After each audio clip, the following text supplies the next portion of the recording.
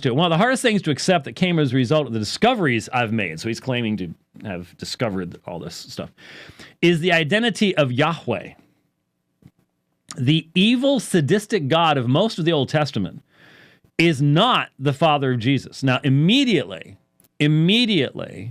those of you who are at all familiar with church history go, Marcion rides again.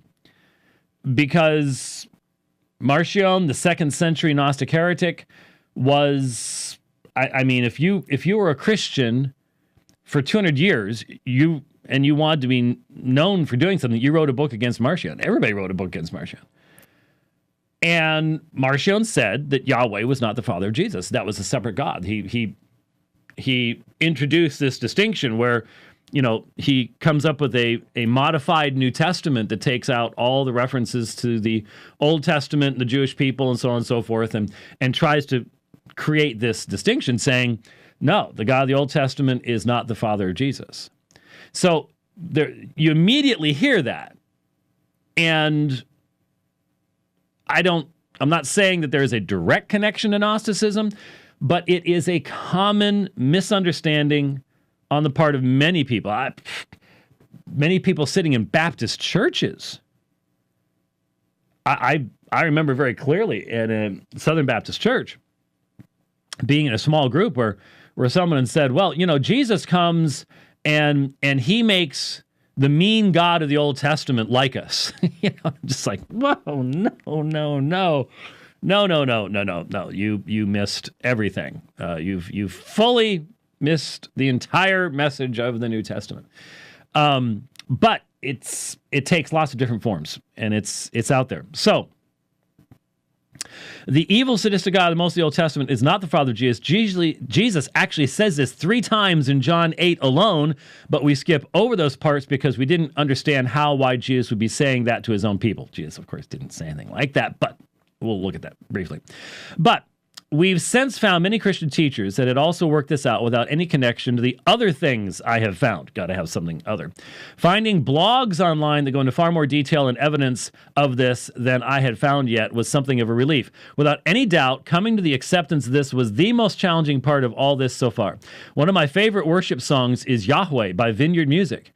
It's been gut-wrenching to look at the growing evidence that Yahweh is not the Father of Jesus, but he's the very person that tempted Jesus in the desert. And the very same person Jesus calls the father of all lies and a murderer from the beginning in John 8. Even as you read this, you can't accept this idea, and I totally get that. It took me 2 years to finally accept it myself. You probably want to defriend me right now, but hold on, here's something to help you. 1, in the entirety of the Bible, not a single text exists that claims Yahweh is the Father of Jesus. Now, I mean, the level of ignorance of the New Testament here is overwhelming, but people like this are writing to people on the internet who have zero knowledge of the New Testament. They don't know anything about intertextuality, the relationship of the Old Testament, New Testament, the relationship of the New Testament writers utilizing the Greek Septuagint translation of the Old Testament and quoting it all the time, the New Testament. They don't know the stuff that we talk about on this program fairly regularly. And one of the things I want to do in 2020, and we'll be getting to later in the program, is we need to make sure our foundations are strong. Just because I was thinking about, and I'll mention this later, but we have talked about foundational stuff for so many decades that sometimes, like, I want to go back over a series that I did, and I started thinking about, well, that was 17 years ago. And the vast majority of people watching this program today were not watching 17 years ago. Now some of you are weird enough to go back and listen to stuff 17 years ago, but you're the minority. The majority of folks are just picking stuff up as we make reference to them. And so it is vitally important for us. And here's the danger. There's so much going on in the world. Wars and rumors of wars right now, quite honestly, to use language from a different time period and a different application. But there's so much going on politically, culturally, things like that, that the danger is that we won't build the foundations we need to build to be able to respond to everything that's happening around us. We need to have foundations within ourselves, within the faith itself. But the temptation is to be so focused upon stuff over here that we don't have these foundations firm. And that's what we need to have. We need to be putting out that effort. In the entirety of the Bible, not a single text exists that claims Yahweh is the Father of Jesus. That of course, is absurd. Where does the idea come from? You know where. The same place all this nonsense always comes from. Roman Universalism. What? The early church fathers are teaching this stuff long before anybody this was the belief of early Christians when there were still a multiplicity of elders in Rome, before the monarchical episcopate had even developed. 2, Jesus' own words ought to be sufficient in John 8. Devour that chapter. Go deep into it. Yeah, when you do, that'll be the end of this. Look up the words. Jesus is extremely plain about who the Jews are following, really is. He says plainly, your father is not my father. He actually calls Yahweh the devil. No, he does not. Obviously, he says, the Father testifies of me. You claim to follow him, but you do not know him. It is the false claim.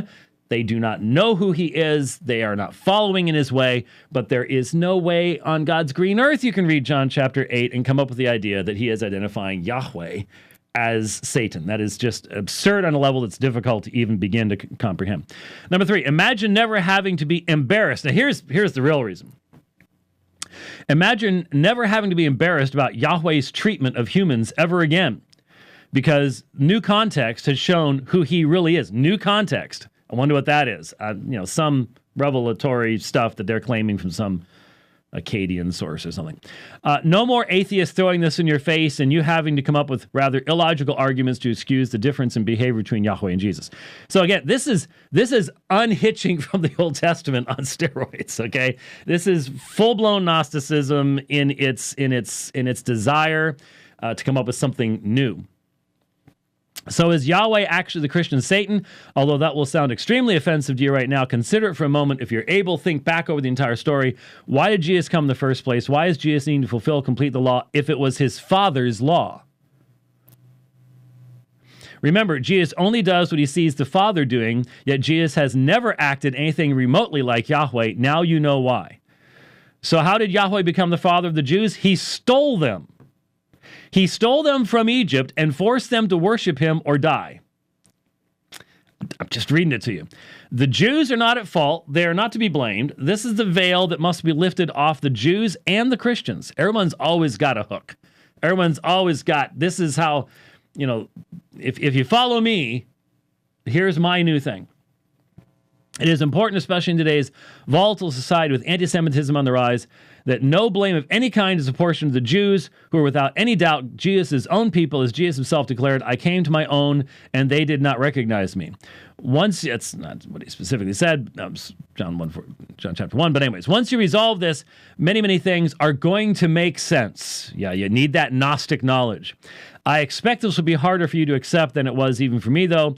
It might take you many years even. This is a very, very difficult thing to come to grips with. It's not going to be easy. Jesus didn't come to free us from his Father, but from Satan, Yahweh. Yahweh kills, Jesus saves, end of story. Okay, full-blown heresy. We recognize that. But anyone seeing that, you just automatically know, okay, this is way out there. How would you respond to it? Well, if you have a sound understanding of the doctrine of the Trinity, then you know the New Testament writers identify the Father as Yahweh. Who is the one who lays our sins upon the Messiah in Isaiah 53? Yahweh. Yahweh lays our sins upon the Messiah. Jesus is identified as Yahweh. Jesus is identified as Yahweh in John chapter 8. Twice, John 8:24 and 8:58, Jesus uses the phrase ego eimi, which is used as another name for Yahweh in the Old Testament. He is the I am. This is the identification of Jesus in that fact. That's why the Jews pick up stones to stone him in John 8:58, because he says, Prin Abraham genesai ego eimi, before Abraham was, I am. And so the Son is identified as Yahweh not only here in John 8, but specifically as Yahweh, in John chapter 12, where, quoting from Isaiah 6, where Isaiah sees Yahweh sitting upon his throne, lofty and lifted up, sees his glory. John quotes that and then says, these things Isaiah said because he saw his glory and he spoke about him. Isaiah, who did you see? I saw Yahweh. John, who did Isaiah see? He saw Jesus. So John identifies Jesus as Yahweh. The Spirit is the Spirit of Yahweh. You have the one name used of three divine persons. If you understand Trinitarian theology, it's very obvious that this gentleman never did. You can see where the error is immediately. He's assuming some type of Unitarian concept. A lot of people do. That's where you actually need to go a whole lot deeper into the text than this fellow has. And so when you read John chapter 8, what you actually discover is the chapter beginning in verse 12, because remember 753, 811, woman taken in adultery is a major textual variant. It's not original John, but when you read it, you see there is a first portion. Then there is the story of the people who believe, having heard the words. And then when Jesus says, if you continue my words and my disciples' deeds, know truth, truth set you free. And as soon as Jesus says, truth set you free, this offends them. We've never been enslaved to anyone. And by the end of the chapter, those false disciples are picking up stones to stone him. And it is in that discussion, then, that you have Jesus talking about the witness of his Father. Now, the only person the Jews would have understood his Father to be was Yahweh. No question about it. So when he says, Prin Abraham genestai ego eimi, before Abraham was, I am. When he says, Abraham rejoiced to see my day, rejoiced and was glad, probably referring to what happened in Genesis 18 and 19. When Yahweh walks with the two angels by the oaks of Mamre, meets with Abram, and when the two angels go down to Sodom and Gomorrah, and then they bring Lot out, and then Yahweh on earth rains fire and brimstone from Yahweh in heaven upon Sodom and Gomorrah. So the Yahweh on earth who has been seen is Jesus. The pre-incarnate's the Son, obviously not incarnate yet, if you want to use a different term because of that, because his name is given to him at the incarnation. That's fine. But the point is, you have this incredible Yahweh on earth rains fire and brimstone upon Sodom and Gomorrah from Yahweh in heaven. You have a plurality seen right there. It's very important. Is that the background to when Jesus says, Abram saw my day and rejoiced and was glad? If so, you've got another further identification of Jesus as Yahweh. There is no way to read John chapter 8 in any contextual fashion that starts with John 1 and goes to John 20 and then allows John to be a part of the New Testament, where you can come up with this idea that Yahweh is some evil God.